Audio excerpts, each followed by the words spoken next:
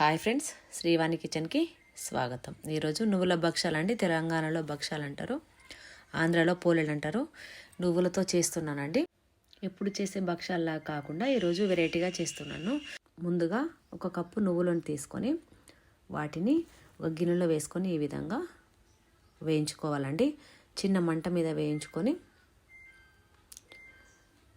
కలుపుతూ ఇలా కొంచెం వేగిన తర్వాత తీసి ఒక ప్లేట్లో వేసుకోవాలి. తర్వాత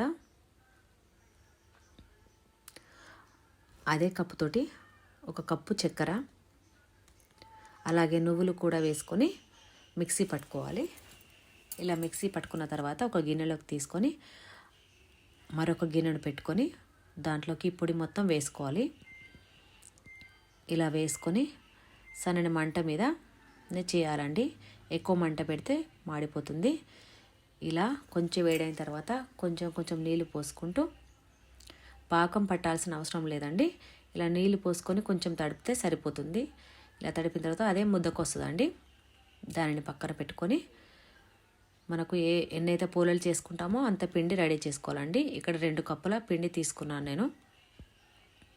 ఇలా జల్లించుకొని ఒక గిన్నెలోకి తీసుకొని దీంట్లో కొంచెం నీళ్ళు పోసుకుంటూ, మనకు పూలలు కొంచెం మెత్తగా ఉంటే బాగుంటాయి కదండి. అందుకోసము కొంచెం మెత్తగానే కలుపుకోవాలండి, బాగా గట్టిగా కలుపుకోకూడదు.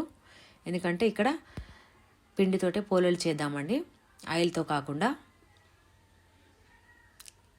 ఇలా కలుపుకొని ముద్ద చేసుకొని ఒక 10 నిమిషాలు పక్కకు పెట్టుకోవాలి.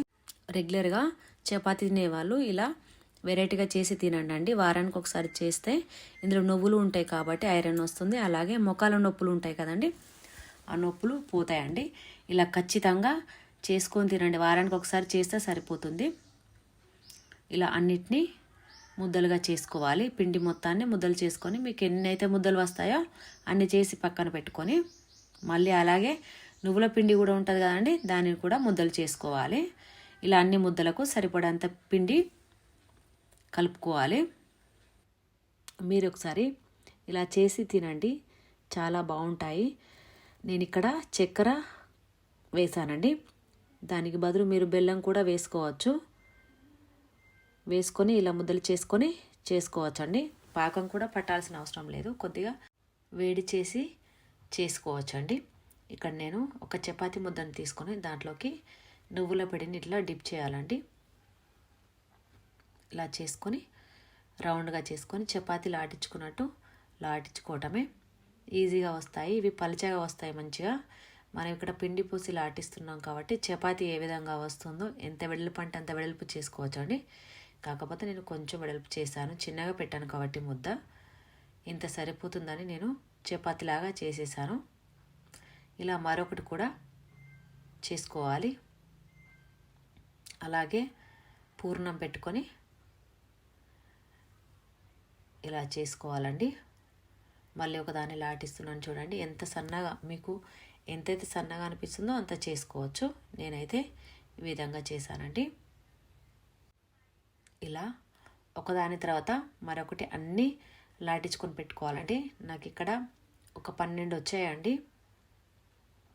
అన్నీ లాటించుకున్న తర్వాత ఒక పేనం పెట్టుకొని వేడైన తర్వాత ఇలా వేసుకొని దాంట్లోకి నూనె వేసుకోవచ్చు, నెయ్యి కూడా వేసుకోవచ్చు. ఎలా వేసుకొని వేయించుకున్నా బాగానే ఉంటాయండి. నేనైతే ఇక్కడ కొంచెం నెయ్యి వేసాను. వేయించుకొని మరొక దిక్కు తిప్పుకొని ఈ విధంగా కాల్చుకోవాలి. ఇలా కాల్చుకోవడం వల్ల మంచిగా పొంగుతాయి చూడండి. చిన్న మంట పెట్టుకొని కాల్చుకోవాలి. ఈ విధంగా మంచిగా పొంగుతాయి.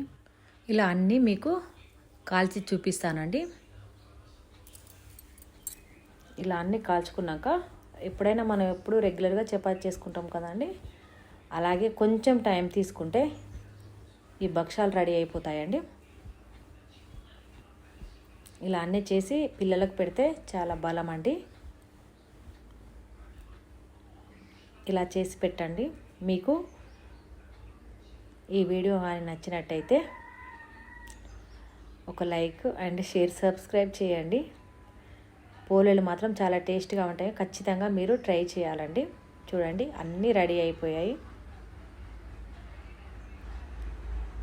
కొంచెం నెయ్యి రాసుకొని తింటే చాలా బాగుంటుందండి.